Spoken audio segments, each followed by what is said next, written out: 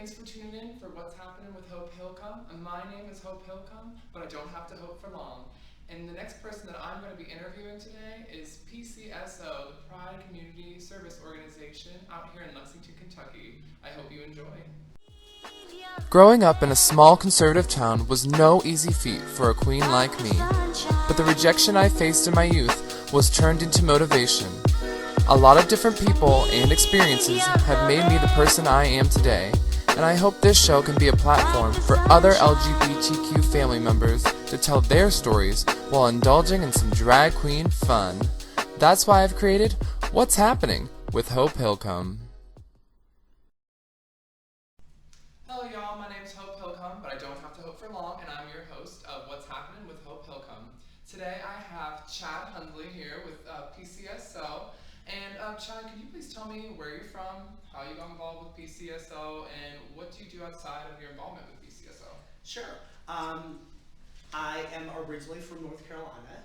I moved up here back in 2000 with my ex-wife at the time. And she had just had our daughter. So we moved up here, got a divorce, started discovering who I was and that I didn't belong in my current situation. Mm-hmm. So made some very big life-altering changes to discover who I was, and got involved with the organization that way. Okay, great. Can you tell us a little bit about the history of PCSO? Sure. The history of the PCSO, we just changed our name to the PCSO this past year. A little bit about the history of it prior to it becoming the PCSO. It used to be called the Lexington Gay Services Organization, and it was established in 1977. And then, so it was mainly primarily focused around the gays in the area.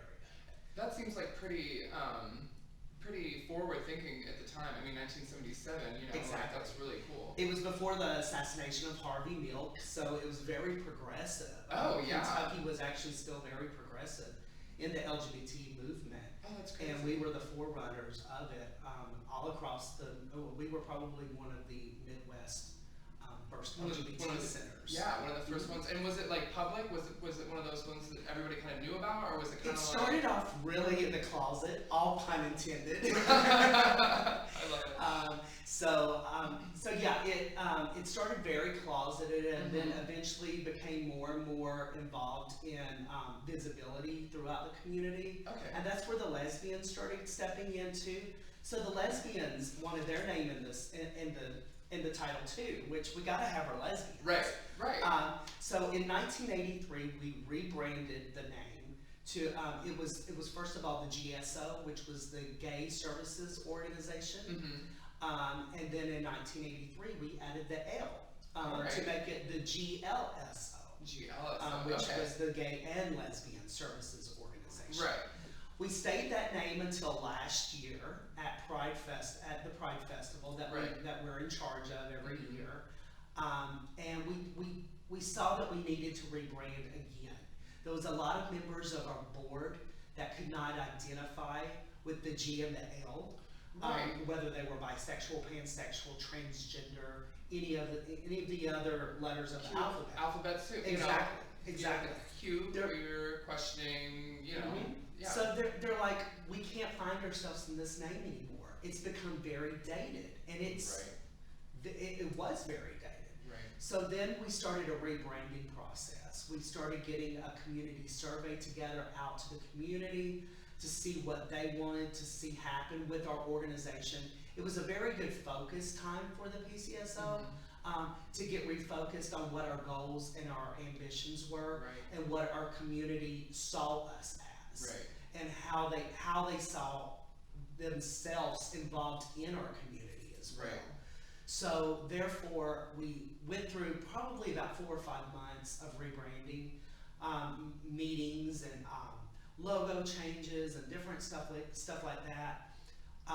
So then we became the Pride Community Services Organization, which involved every letter of the alphabet.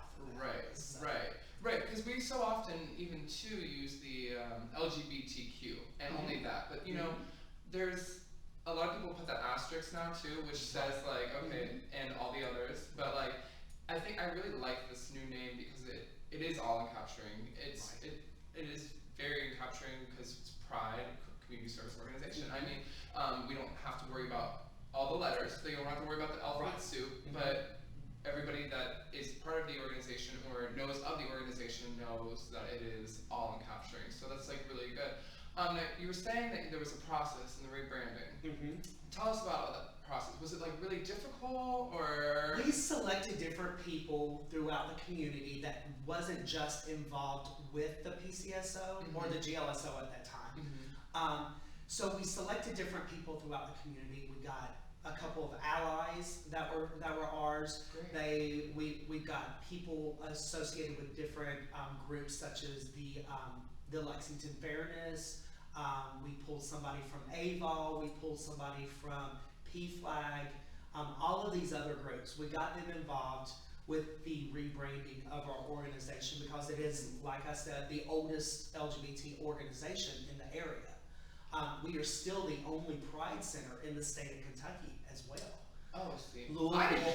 Oh my gosh. Louisville and some of these other major cities in Kentucky does not have anywhere to go. Or does not. The universities have a Pride place on them. Right. But however, as far as the freestanding Pride Center, we are the only Pride Center in the state of Kentucky. So we pulled all these people in, polled all the community, and one of the biggest words that was reoccurring over and over again was inclusive and the word community. And that's why we wanted to capture the word community into our name of the rebranding. So we're like, hey, Pride, we need to make it politically correct. So we kept with the PC. So, I love that. Oh, that's funny. Exactly. Oh, look at that. Exactly. Y'all are so full of puns and you don't even know it. I love that. So now talking about so what is your title for PCSO? I'm the office manager of the PCSO. I've been in that position for 5 years now. Oh. Volunteered with the organization for 6 years prior to that. So you've been involved in this for 11 plus years. Wow. And I'm sure you've seen this everything go through a lot of different changes and all that. Yes. So as your position as an office manager at PCSO, can you tell us a little bit about what you do? I mean, I know that I come in and I come and visit you and I say hello, but can you tell the folks out there what you do? And sure. Our Pride Center, my office hours are only part-time because we run off of donations primarily. We do not get a lot of federal grants and such like that. We do, however, get a grant normally once a year from the Just Fund Kentucky, but that's mainly for specialized education projects that are going on. Okay. But however, as far as running the center as a whole, we rely off of fundraisers and donations primarily. I am in charge of helping with fundraising. I'm in charge of processing donations as they come in. So my job is technically should be it's a full-time job, but with part-time hours. So, because there's a lot of people that come into the center. Most of the community know the office hours, but our office hours are Tuesday through Friday from 1 to 5, and then on Saturdays 11 to 3. So as you can see, the Pride Center office hours are only part-time. However, we have so many other groups going on at the PCSO that it's pretty much a full-time center. Right. So it's like a full-time center, but part-time staff. Exactly. Yeah. We also have a number. We also have a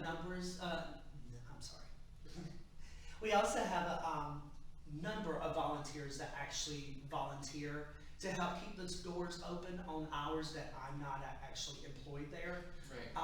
However, I'm involved in so many of the other aspects of the Pride Center that I'm there on volunteer hours. Right. So you're there working, and then you're there when you're volunteering. Exactly. So it's just you're there all the time. Exactly. Which is great. I mean, you know everything. I know, it's nice because when I think of PCSO, And when I first moved here, I think of you because I was the first person when I walked into the PCSO office that you were the first person that I saw. So it's really nice that I get to actually talk to you about this, and I'm really happy to be able to speak with you about it because that office and being able to speak with you that day really made me feel at home in Kentucky before I had even known anybody. So this is like a really heartfelt interview for me to talk about PCSO.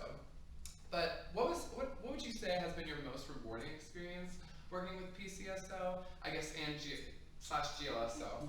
And do you have any like fun stories to go along with that? There's always fun stories, but I can't tell no tea, no shade, no tea, no shade. I could not tell all the stories that have happened here at the center. The rewarding, probably seeing with Pride being our biggest fundraiser for the year. All of the money for Pride does not go into Pride each year. It goes pouring back to the center to keep the doors open. Right. So that's another way that we keep the doors open is because of Pride, is because of the Pride Festival. Right. It was very rewarding. As I was chair last year of the Pride Festival, it was very rewarding to see that we made more than enough money from just the Pride Festival alone to keep the doors open all year long. Yeah. So it was kind of a very proud moment for me to know that, hey, we're not going, come the beginning of the year, we're not going to have to be trying to worry about trying to move money around in accounts and stuff like that. Right. That we have the money all right there in the general secure, account. You know, you're secure, financially secure. And I'm sure that's super rewarding for you because not only do you like work there, but it's kind of like also your baby. I mean, like PCSO, I mean. It has become a baby. Yeah. It really has. Especially when you lose nights of sleep over it. Oh. So, fun stories, I would probably say, I love arguing about religion. Okay. Because a little bit about my background is I come from a very strong Pentecostal background. Oh, okay. I double majored in church music, Christian education with a minor in biblical studies. All right. And I was student body vice president of my Bible college. So I love it when people call up at the center and say, you're going to hell for such and such reason. Or you're, this scripture says that. And I love, probably, and I hate to say the word argue, I debate with them about the script, what the scripture actually says. And you show them a different mindset too. You show them a different perspective of what a book, says. Exactly. And I really hate the word debate also. Educate. I like educate about what the scripture actually. There you go. But it's really educating them on what the scripture actually does say. That's Christianity. You can do that with just about every religion. Right. And there's so many different interpretations, like out there. And who's to say that one is correct? I mean, and I know that one thing that I'm sure you preach and I preach myself is just love is love, and you should love everybody no matter what. And that's, in my opinion, what the Bible says is that you should love everybody because that's what Jesus did. You know, what would Jesus do? I think that should be like a hashtag or something. We'll put that at the bottom of the screen somehow. I don't know. We'll figure it out. Right here. right here. So can you tell me a little bit more about the services that PCSO offers to the LGBTQ community? As I said before, we've got so many different organizations that meet at the center that are part of the programming and the services that we offer to the community.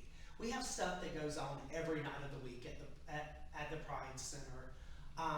Not just nights, daytimes now too. I see that all, your website, you have that beautiful calendar down there. That, do you keep track of that? I do. Oh my gosh, you can go on there, I'm telling you, you go on there and you just, everything, it's like the calendar's booked and something's going on there all the time. So make sure to go check out that calendar on their website. But continue with what you're saying. Okay, so I'm going to kind of try to walk through each night of the week and talk about the services that happen. Tuesday nights are our GSA program, which is the Gay Straight Alliance. Great. It's for teenagers 11. We have them as young as 11 now that actually show up. 11 to 19. Each area high school in Fayette County in Kentucky, in our county, actually has a GSA program that actually operates out of each of their high schools. They have their own meetings. However, on Tuesday nights, it's a community-wide GSA for the high schools, and even the middle schools now are starting to get GSAs. So, so they meet there on Tuesday evenings, and it's ran by Mary Cron and a couple other advisors as well. They meet Tuesday evenings from 6:30 to 8:30 at the center. Wednesday nights is our heart-to-heart discussion group, and they meet 7 to 9. It's open for anybody ages 20 and up because it's it can get very detailed and adult themed, not pornography or anything by any means. Right. But we really hit on some really hard issues. Yeah, tough themes. Whether it being about sexuality, whether it being about, we try to steer clear of politics and religion because those are so debatable. In our culture anyway, you need to stay kind of, keep it away from you as much as possible as well, but still have a knowledge of it. Right. It's just something you just don't want to bring up with a big group of people because then you get so many different aspects and opinions and debates. And it's hard to like sift through everything. Exactly. Because with the amount of people that you have there, it's just like a lot of different viewpoints coming from a lot of different places. So yeah. The Heart-to-Heart Wednesday night discussion group, which I believe will be an upcoming episode. Yes, as well. upcoming episode. So you'll get to see me again. Yay! We get to see you a lot. I love exactly. that. So I'll touch more on Heart-to-Heart about that a little Great. bit more on that particular episode. But it's open for anybody and everybody that wants to come. Great. Glad to hear And dealing with depression and anxiety, anything like that as Wonderful. well. I'm glad that we'll be able to talk a little bit more about that because I'm sure there's a lot more to talk about with that one. Oh yeah. Anything else going on in the rest of the week? Thursday nights we are normally committed to our board meetings, which is the first and the third Thursday nights most of the time, which is open for the public as well. Our last Thursday night of the month, however, getting closer to Pride, we'll be picking up our meetings on that. Will be our Pride Festival committee meeting. So that goes on Thursday nights. The third Friday night of the month is our SIP, Seasoned Independent People, which is our 50+ group. Okay. They have like a bistro potluck type of thing at our center as well. So it's something for our older community, which I'm not that far away from, a little over 10 years. So, but that's something for them to do on the third Friday night of the month. Great. The first Saturday night of the month is our Trans Kentucky group, which is anybody from cross-dressers, transgender individuals, even drag kings and queens show up there as well. Great. Not just for them, but for allies as well, and Right. a support group for our transgender community. Great. Fridays. I've already done Fridays.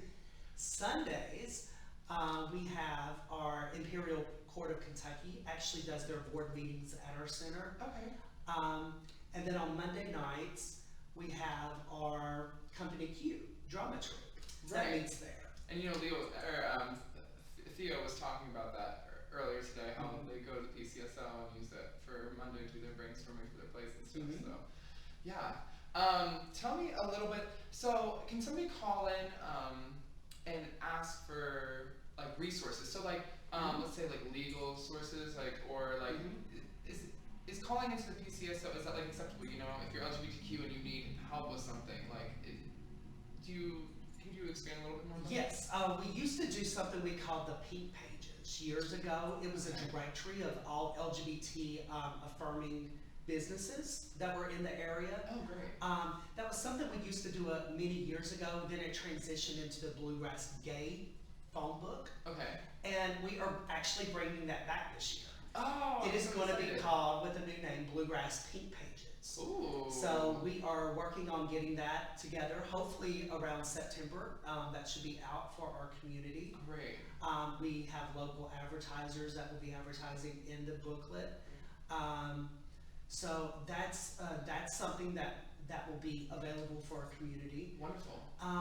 We have a lot of business cards, a lot of brochures that are left at our center, simply for legal advice, for transitioning, for foster parents. Great. We have a lot of different wide variety. Some people are looking for just a general practitioner and such that are LGBT friendly. Right. So we have a list of those as well. LGBT dentists, landscapers, everything you can think of. So everything under the sun. Pet sitters. Oh my gosh. So yeah. That's fantastic to have like that central hub of not only organizations and things that they can get involved with, but also an idea of the businesses that support LGBTQ asterisk alphabet soup. So then that way that they can support those people that support us, which is just fantastic to have that kind of resource. And I know you all have the library too. Right. Library. We have the oldest lending library in the state of Kentucky. I can't say it's the largest; it's the second largest. Oh. We have everything from fiction, nonfiction, biographies, local authors, not just LGBT related stuff in our library as well.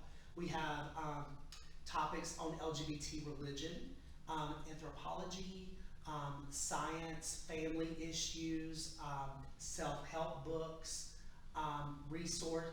references. We also have dissertations about LGBT situations as well in our library, along with a large archive section of all of our previous newsletters that we've done throughout the many years, which is now transitioned into Link Magazine as well. Right. And Link Magazine is our premier monthly magazine for LGBT queer news in the state of Kentucky. It's the only monthly magazine for the whole state as well that lets people know about issues that are affecting Kentucky, the nation, and the LGBT movement as well. And it has our calendar of events right there in the back. Right in the back, yeah. And like there's a breadth of different subjects that go into, because just flipping through, I mean, you have your first page, you have that Imperial Core, and then you have from the Lexington Diner, she talks about different things with food, and you just have everything under the sun, and it's really nice, and it really does have that essence of that PCSO, that pride community. It just really does show that community in there. So what are some of the goals that PCSO has in the future? I know that you were talking a little bit about the blue, pink, Bluegrass Pink pages. Yeah, and I know that we just had that name change. What are some things that we're looking at for in the future? Looking to hopefully get a larger center. Right now we're just in a suite. It's probably a 900 square foot building, located right on Waller Avenue. Yeah. We're hopefully in the future get enough grants and enough donations and money from fundraisers that we can expand. We do have long-term planning that we're trying to hope for, trying to plan for as well. So donate. Exactly. And all donations are tax deductible. Tax deductible. I like that. No Uncle Sam taking more money than he needs to. So, how do people watching this get involved with PCSO? Like, I know that you talked a little bit about getting involved with the different things that go on, but I'm saying more maybe like volunteer-wise. First of all, donate. As we said before. Perfect. That's one way to get involved. It's a way to make yourself feel like you're being involved with actually having to volunteer. Right. Some people are more willing to just write a check, especially knowing that it's tax deductible, and just give the check to us, knowing that they're helping to make a difference in the community just by their gift. And it's an investment. You're investing into your community. When you're making these donations, it's not just, I'm going to donate. Like, no, you're really investing in people. This money is really going to help people and the Pride Center in general. Right. So. Right. Volunteering wise, we have fundraiser events that we need volunteers for. One of our biggest fundraisers that we did this past year was we volunteered at one of the concession stands at the UK Stadium. Right. We did all of the home games at that concession stand, and what they do is they give us 10% of all the proceeds that we do at that particular concession stand. So that's a big chunk. Great. We need volunteers for those. Great. We need volunteers for Pride Festival. I can't stress that enough about how many volunteers we need for Pride Festival. And there's a sign up on, I want want to say the PCSO website, right? There is. There's actually a volunteer application that's on Right, our I thought I website. saw that. So yeah, make sure to go out and fill that out for them, because if you really want to get involved in Pride, and we'll talk a little bit more about Pride, but it is hella fun. It is so much fun. And I mean, even when you're a volunteer, so yeah, that is really helpful to have that online, because then it's just a database that you are able to assess and then get the information to the proper people. Exactly. So it makes it super easy. Exactly, and it has a list of all the opportunities there on the application to where they can just check the ones that they're interested in as well. Right. We need help with help desk at the center. Okay. We need help with folding and stuffing envelopes sometimes. That's sporadically, but still, it's office work that can help me out with me being only part-time. Any and all volunteers are welcome and accepted as well. Now, for those like sporadic things, like, is that just something that you put on Facebook, or is it Normally, just like, or we pull from our database of volunteers that have filled out the application. Okay, perfect. Mhm. Do you have any fun events that you have planned for the PCSO that you'd like to? I mean, there's like a Well, we have the Pride Festival, of course. Yeah, That we'll is talk about a that. very good fun event. Yeah. A very big fun event. Other events that we have planned coming up, I believe that there is, we've got the Adult Community Pride Prom that is coming up in September. Tickets will be on sale in the next couple of weeks. Great. By the time this gets out, tickets will be on sale. Oh, great. So check our website for that. Perfect. Tickets will start off less expensive, and then as the time gets closer to the Pride Prom, it will go up to about $50. Okay. Buy early. Exactly. I Get believe you- it's going to be like $25 when we first start, Okay, and then perfect. goes up after Prides. Great. Now tell me a little bit about the website, Facebook. Do you have like, can you just like in a blurb, I guess, tell them like what your Facebook page is? Sure. Instagram? Sure. Our website is www.pcsoky.org. Okay. Our Instagram, and we've made it really easy for the PCSO. Our Instagram, Facebook, and Twitter are all PCSOKY. Perfect. So if you type in, once you go to your Facebook, your Twitter, or your Instagram, all of those are the same. It's PCSOKY. Great. And then, why do you think that LGBT organizations like PCSO are so important to not only LGBTQ but the surrounding community? It's all about education. Our country, our state, our entire world is not going to continue with the progression until all people are educated about LGBT rights, LGBT issues. So I think it's very important that we're just not connected with our community, but with all communities as a whole. Right. Because I mean, this idea of visibility, it's not only LGBTQ that needs to be doing this. It's everybody. Everybody needs to be a part of that visibility and that education. Exactly. So I totally am seeing what you're saying with that.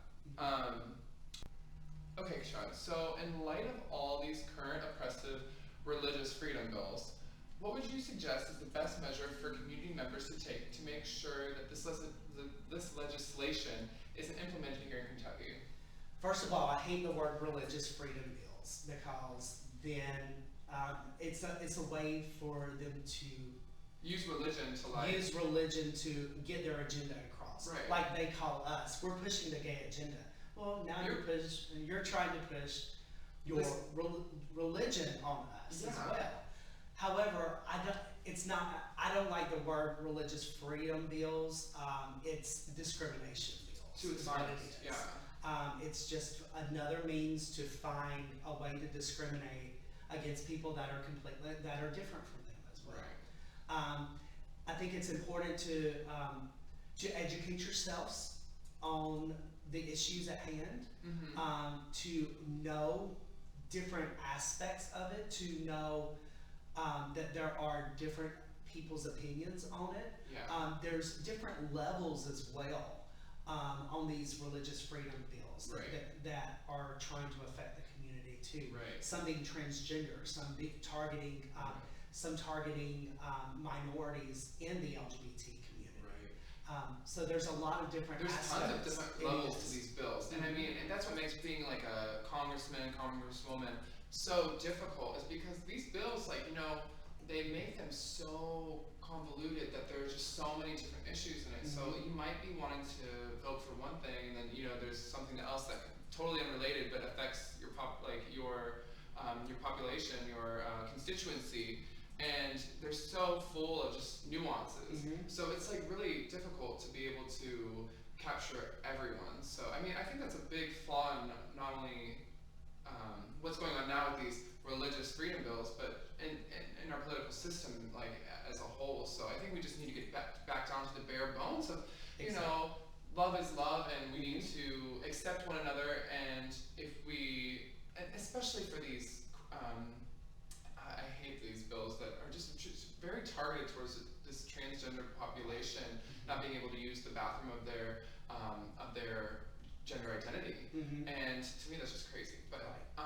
But it just goes to show that these are really important issues to people, and every action that our congressmen, congresswomen, governors, everybody, every action that they make can have repercussions on certain people. So keeping that just kind of like in mind for if anybody that's congressman or congresswoman watching this, that these actions do have repercussions, and that we really want to protect our community. Right. Yeah. So speaking of things like that, are there any current legislative bills that are in the works that people should advocate for here in Lexington or Kentucky in general?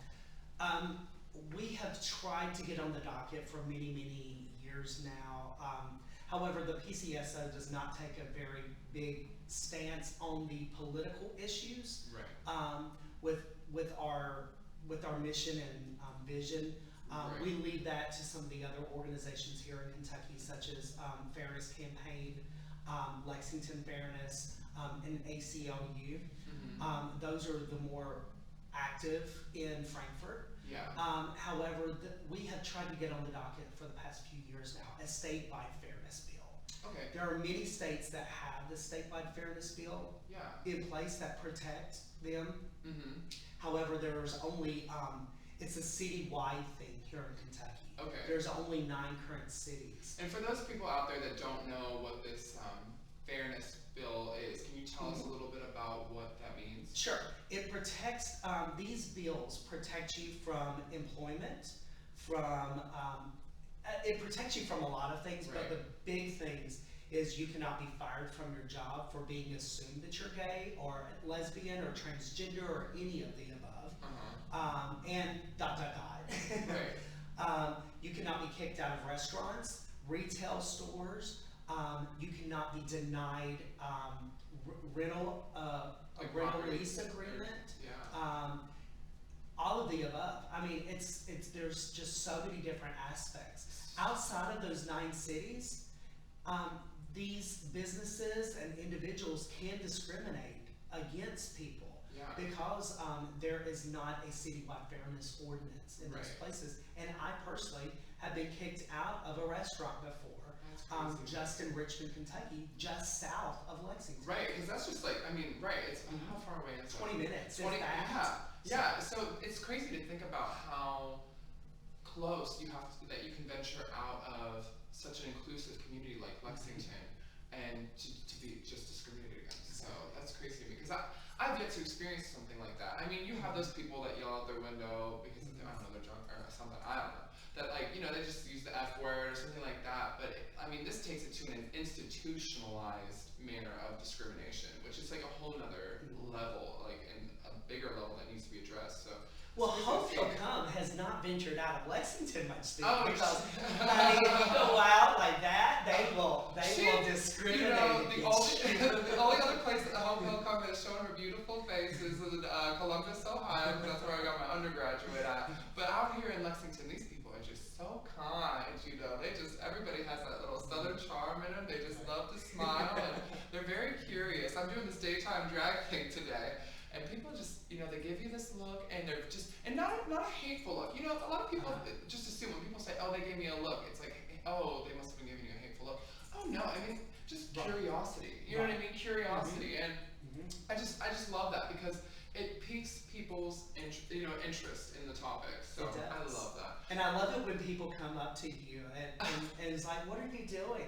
Hey, you're educating. Yes, it's an education process in split second, like Exactly. 1 second. You're just like, oh yeah, I'm doing this awesome project, and Mhm. like, and and people are like, oh, I want to look a little bit more into that, or they don't know what that is, and then they ask you a follow-up question. It's just, I love when people aren't quiet, or like, they just don't sit idly by or judging. They Mhm. ask a question, and like, it's what to this testament that you're saying about education. I love that this PCSO conversation is like talking a lot about education because that's what you guys do. Mhm. And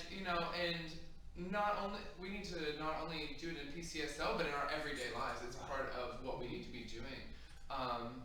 So I mean, it's been great to be able to like see people and like have them kind of give you this questioning look, but even better when people are like, "Why you dressed up like that?" Right. You know what I mean? Because then you get to have that moment Mhm. of time in that The person's door life. opens for you to educate. at Right, that point. right, and that was the whole idea kind of behind the show too. Like drag kind of gives you a platform to talk about things in a gay community that sometimes you just don't have that platform to do, and that was the inspiration behind the whole show, and I hope that being able to have this show and be in drag and be able to talk can really do that education Mhm. factor. Mhm. So let's end on like a lighthearted question because I mean. We talked about some pretty deep things. So, do you have any LGBTQ celebrity role models? And if so, who? And what do you like about them? This is actually it's a lighthearted question, but it's probably the hardest question that you've asked thus far for me personally. I don't have a lot of LGBT role models, probably. I aim to be a role model myself in the LGBT community. I hope that my work that I'm doing, and I like using the word queerlings, the ones after me, Yeah. will step up to the plate and say, hey, I like what Chad's doing. I want to eventually do that myself as well. I want to educate the community about what we really are, and that we're not different, and that we are all inclusive, and we don't discriminate and such against our own people, because there's a lot of hate between our own letters as well in the LGBT community.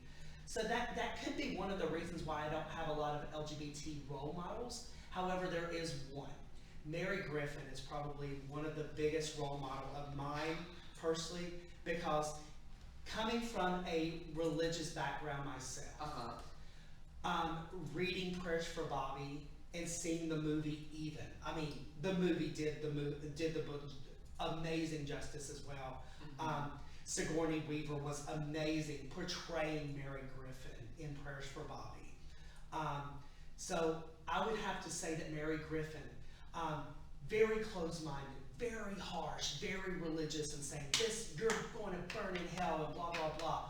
What did it take? The impossible had to happen for her to open her eyes and make it realize that people are people, no matter who or what they identify as.